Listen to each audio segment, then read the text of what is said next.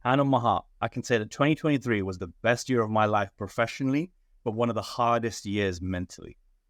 And so in it having my biggest record-breaking year in terms of revenue, from starting a group coaching, from getting brand sponsorships, from bringing in more speaking gigs than ever before, I really was tested in terms of how much pressure, anxiety, and tolerance I could have as I found out my wife was pregnant and I became a dad for the very first time. And so in changing and growing as a person, there were 10 lessons that I learned from starting a podcast and interviewing some of the greatest minds in the music marketing and the wider industry world. Because I realized a while ago is that you can be a jack of all trades, but a master of none. But that is at least better than being a master of one. And so I decided to go to the smartest people I know in the music industry and ask them to educate myself and learn deeper about topics that I wasn't aware about. And so I put together a podcast, which I called the All About the Music Industry series, which is a collection of conversations with the best in their fields. And it's less of an interview about their personal journey and their life and their career, but it's much more of a deep dive into their specialism. Because I'm a master of social media, but I didn't know enough about royalties, about touring. I didn't know enough about PR, enough about being a manager, enough about YouTube, or enough about truly what it takes to be an expert, globally renowned content creator. So before we dive into these interviews, I have a deep sense of gratitude and thanks that I want to give to you for supporting this channel all year long. I know I took some breaks in between while my wife was in the hospital and we were welcoming a new baby boy into the world, but I'm so glad I'm back and I'm ready to keep shelling out content every single week, and podcast season 2, dropping at the start of next year, is going to be even better. Welcome to the All About Helping podcast. So the first interview is with Brand Mentor, and I couldn't think of any better person in the world for the debut guest of the All About the Music Industry series. And he talked about the difference between branding and marketing, and which initiatives were about crafting your reputation in the eyes of your fans, and which things were promotional tactics that you use to drive more awareness to your product. And this is the fascinating way that he drew the line between thinking about the two. So check this out. Like, if there's an artist who is not happy with the brand that they've built, or hasn't built a brand altogether, how would you summarize that into a nice compact sentence, be like what a brand is for a musician? What a brand is?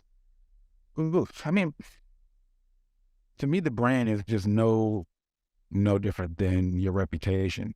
It's just the perception that other people have of you. And so you have this idea of, I see myself, right? Other people see me. I can't see what they see. They can't see what I see.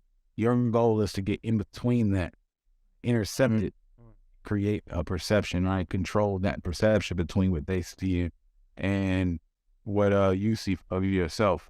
And that process is branding. The next guest I was super excited to speak to. This was one of my personal heroes. I've been watching his channel for years, but I didn't know Andrew.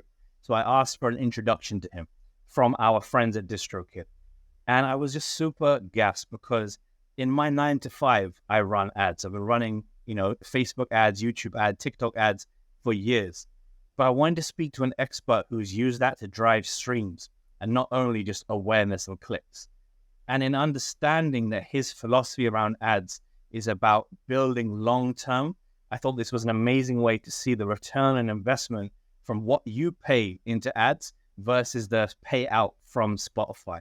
And so this clip really inspires me in the way that I now think about ads from now on. One thing that comes to mind when a lot of artists hear about doing this for the first time is, how does this financially make sense? And that by explaining that, it kind of summarizes the whole strategy. So first of all, it generally does not financially make sense in the immediate term, right? Because I get this coming all the time, like, oh, you spent $1,000 to make $100. Oh, the most recent one I did, oh, you spent $3,000 and only made $450.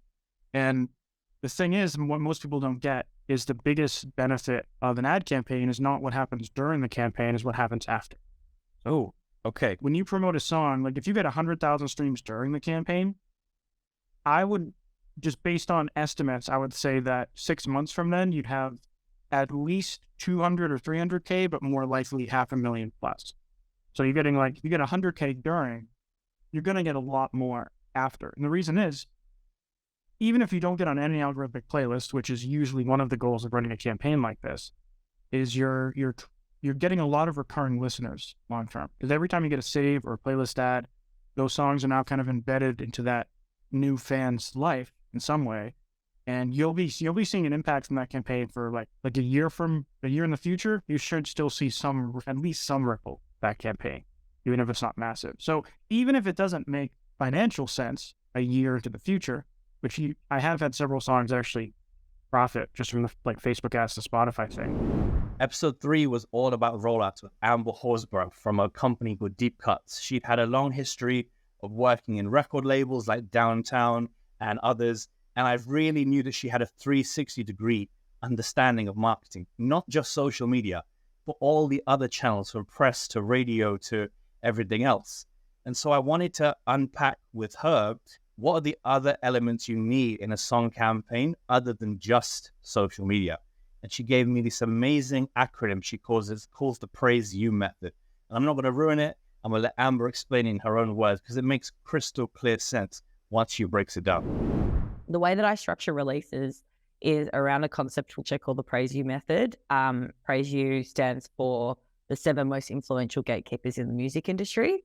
Praise You is also I took it from a Fatboy Slim record, so there's nothing strategic about the actual name of it, but it's an easy one to remember. And so Praise You stands for promoter, radio, artists, influencers, streaming curators, editors, and useful moguls. So it just basically means when I was at a record label and creating marketing plans for artists, that's what a marketing plan looks like. You have your touring plan, what shows are you playing? You have your radio plan, where is it being serviced, what's the impact date? You have your artist collaborations. Are you doing any remixes, collaborations, guest vocals, making content together? You have your influencer partnerships. That can be brand influencers, that can be social media influencers. You have your streaming plan. So what's happening at Spotify? Are you pitching to third-party playlists? Are you relying on editorial playlists? Is there any digital campaigns that are driving to follower campaigns on streaming curators? Then you've got your editors, so your music journalists and press, and then useful moguls. I call the useful moguls, which is the music business, because there's a lot of hot air. So it's do you have any industry contacts that can open up doors to any of the other gatekeepers? I only need 7, realistically 7 people. You also don't need to have all 7 going at once. So if you're a brand new artist starting out, what I always teach my students is choose 1, audit your network first, give yourself a score, 1 out of 5 of your Praise You Club, then decide, okay, who am I going to focus on? And I give resources in my course of how to actually figure out who to focus on, where's the opportunity for you, how do you leverage, and what makes you uniquely you, in order to be able to pull down these gatekeepers. And then each release just add a different category of gatekeeper until you've released 7 tracks, you have everything firing. But if you try to do everything at once, you'll do nothing well, and you get to that release day going, I'm disappointed with the results, I'm burnt out, I don't want to email any more people, I don't want to do this anymore. And so that's how I structure it. Episode 004 was with my good friend, Billy Big Shot Beats. Now, he is a producer. He was getting into the leasing game, and he was sending out all these emails every single week. And I was just so inspired. I'm like, I'm not even a producer, but I want to sign up for what you're putting out there. And so can I unpack your brain about the power of email marketing? And I was blown away by this conversation. The science behind their strategy was insane. And Billy and his entire team and affiliate network have built an amazing monetization model to use emails as their primary source of communication. And so the podcast and the beat leasing is all connected behind the scenes by 2, 3, 4 times a week's emails that really speak to their perfect customer. And so I learned so much from this conversation. Once you build your email list, nobody can take that away from you. Your email list is going to help you build a community, right? It's going to help you build a fan base. But most importantly, this is where the monetization happens, because it's going to also help you find your true fans. And true fans for me is not just followers or people that say, oh, I'm a fan of his music, but they're not that deep kind of thing. A true fan is somebody that actually votes with their credit card on anything and everything that you put out there And this is where the monetization happen. And you don't need a whole lot of people to live off of your music if you do that effectively and strategically, right? So once you in the process of nurturing and building relationship with people that are on your list, and you share value to them, but at some point you're going to sell something to them, and those that are going to vote with their credit card are going to become your true fans. And what you're going to want, business wise, is repeat customers, people that keep coming back. So you're going to start noticing that is the people that truly believe in what you stand for with your message, your brand, the message that you're going to be communicating out there, that are going to be voting with your credit card multiple times. And those are going to be your true diehard fans. Episode 005 was all about managers with my very good friend, Ross Wilson.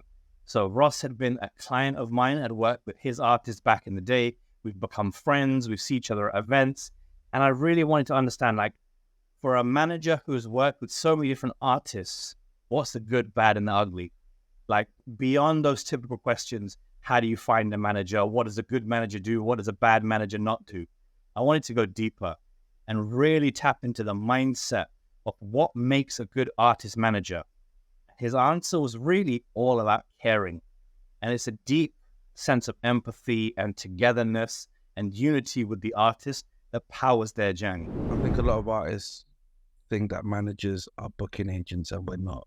We can help source things. Obviously, we can lead on comms and all that, but essentially, no, we're not there to book your shows for you. We're there to help facilitate you to get the shows, but we're not a booker. Managers aren't investors. Do you know what I mean? Like, we don't pull money out of our pocket. We're not a label. We're here to help you manage your career, not fund it. You know, and there's a massive difference. Like, if a manager does put money in, they are expecting a return. Do you know what I mean? And a manager's not like, we're not a publisher. We're not like, we're just here as a center point for your career, right? To manage a process. Like, we're not any other part of that. Now, there's certain managers that do things like, I'm not a lawyer, so if I need something read, take it to my lawyer. Do you know what I mean? But I can read contract to the point where I understand what I'm reading. So it really just depends on what that manager's second skill set is. But usually all we do is we manage. I'm the center point for that person's comms and career and negotiations and all the rest of it. Episode 006 was all about YouTube with my guy, Sanjay Kohli.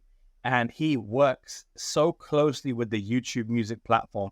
He works with some of the best record labels, some of the biggest artists, and he is their point person for collecting as much YouTube revenue as he can for them, optimizing their channels and their music videos to get millions of views in the first 24 hours of the first week.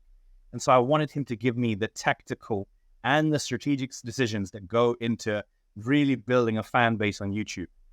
And one of the biggest takeaways from this conversation was that it's not just about dumping your premiere content, the music videos and the behind the scenes documentary.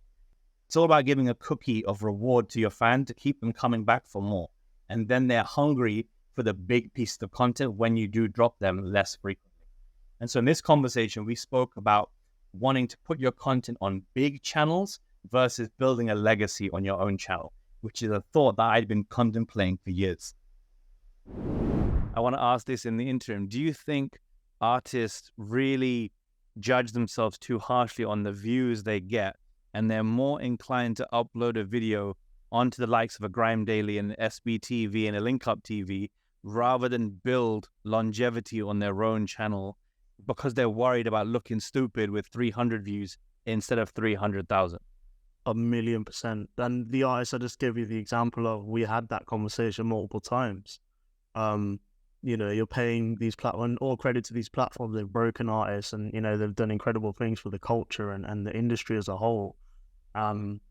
It's not always beneficial. It is beneficial sometimes, 100%. I totally agree with that. Look at Blade Brown. Most of his catalog has been on, one of those channels, maybe up until as of late, but so it can be extremely beneficial because they hold a huge footprint. So culturally, yeah, it can be, but it depends on what your long-term goal is. I think there's a balance. I think there's nuances to every single campaign and situation, and you just have to make that decision. But I think the important thing is to keep an open mind when you do it. Like, think of both ways. I'm going to get 100 views on my channel, but then it's on my channel. Yes. And when I do blow up, then, you know, there's the catalog and there's the Rust check. If I put it onto GRM or Link Up or Mixtape Madness, it's going to reach more people now. But is that going to do me any good in the long run? Episode 007 took me out of my comfort zone. This was speaking about royalties, which I knew very, very little. Most of my understanding of royalties comes from listening to podcasts and reading Ari Herstand's book, How to Make It in the New Music Business. Definitely need to get Ari on a podcast one day. But I spoke with Isaac, aka a child of two worlds, and he really broke down with a deep understanding and the nuances between the different types of royalties. I think he mentioned 5 different royalties in the intro of the conversation. But he talked about the concept of an advance and having to earn back on that advance before you can even begin to get your royalties to tick through. And so I think every artist thinking of signing a label deal needs to have full understanding of what that advance is, what it's for, and how you'll be compensated before they even consider signing a deal. So this was one of the most important conversations of the year. If you're going to sign up to a deal, for example, where, you know, a publisher owns and retains, you know, 50% of that half of the royalties or the revenue rather that comes in of the songs that are created or assigned to them, you know, people are paid advances, and then they do have to, you know, earn back on them to get to the amount that they've been, so to speak, I don't want to say loaned, but that they've been advanced. Sure. So, you know, if you advance me, I don't know, £250,000, and so I've got to work my hardest to get to that magical number to then be able to start earning royalties from that. And bearing in mind, you know, you may, someone may spend a bit more money trying to promote you or doing this and doing that. And it might not be that, you know, they spend more than that, but it might be in this day and age. People do a lot of things to try and make something work in the hope that you get a payoff. You know, everyone's always looking for, as people always say it, the next big thing. They're always looking for that and hoping that it takes off. Episode 008 was hilarious. This was with my brother, Free, and he has a huge length of experience working with the band Elevation Theory. And he's also been in so many boardrooms and meeting rooms with the best of the best. But I wanted to, throughout all of his specialisms, really hone in on touring. So when an artist can get paid to go on the road and perform a run of shows, how do you finance it? How do you get the support act? What do you do when you land and touch wheels on the ground? And Free blew my mind with the depth of information about how you can make a tour profitable. Because, you know, living in hotels and spending money on fuel and food adds up. And so there's a really thought-provoking and strategic way that you can monetize every aspect, every second when you're in a city if you want to. And so this conversation, I was speechless by the end about how you can monetize on tour. Knowing, bottom line, what are you looking to come out of this tour experience with? If it's about the money and it's all about touring, you have to think more than just a performance. If it's me sitting down the other end, all right, how do we maximize that by the time we touch down? I'm thinking of a meet and greet that got to go down. How do we do a one-on-one? How do we connect a pre-VIP where we do the sound check experience, where I'm going to bring in some of my closest fans to come in for an intimate pre-release session that I'm in the venue, keep it cost effective because you already paid for the day. And I think that's where a lot of artists tend to forget. If you book the venue for the day, you have it for the day. Maximize your earning potential and invite some of your most closest intimate fans in for a listening experience or a brunch experience. And sometimes those things translate, and you'll be surprised that people will pay for a pre-VIP experience just to connect with you, right? And those are things that we miss. So a pre-VIP, pre-sound check where you can be in, see the artist, be intimate, get the band, you're the first one running up to the guardrails or the, you know, and standing around waiting like, oh my God, I'll get to hear them perform, and you're doing the intimate recording. And not to mention, you know, once the show's over, you got the post show VIPs, you got the actual VIP experience. So it's a lot of areas that you got to really come into when you rent these venues out. I've even seen artists do a whole photo shoot when they get there. They bring a photographer come in, they may cut their content in real time, do all those type of things. So again, when you are going into these different markets, you got to be very open that, hey, let's maximize on the time that we have. Episode 009 was with Kat Park, who is the director of 10 Letter PR. Now, Kat and I go back years. It's in my days when I was at Amazon Music and even before that. And she's always been someone I've just respected and loved. And I really wanted to understand the power of PR. Because to me, I always look at organic social media as the most powerful thing that can bring in streams. But Kat was close to changing my mind. And think about the word of mouth in PR, actually amplifying your initiatives to make new people discover you, and then your social media shines through. And so in this episode, we talked about the power of giving coverage to the platforms that are giving you coverage and why that's so important to give props and respect to their platform so that they want to write about you even more.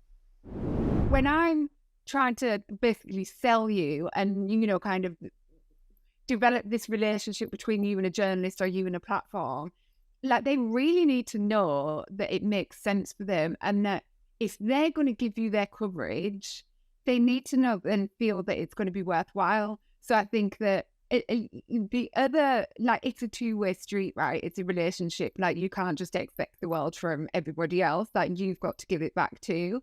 So, and that's what, obviously, why like a lot of like that's why platforms support big artists as well, because it's then, if the bigger artists are then saying, check out, you know, my photo shoot with Vogue and blah blah blah blah, people are going to be like, oh wow, like that's incredible, and automatically it goes straight back to that platform. So there's a lot to be said for, like, you know, kind of the most simplest of things, like thanking the people that are supporting you, like shouting them out, like even if it doesn't fit your feed necessarily, put it in your stories or whatever it might be, you know, kind of all that kind of stuff. So I think like nurturing the relationships between the artist and the relationship are as important as it is for me to nurture the relationships that I've got with the people that I'm pitching to.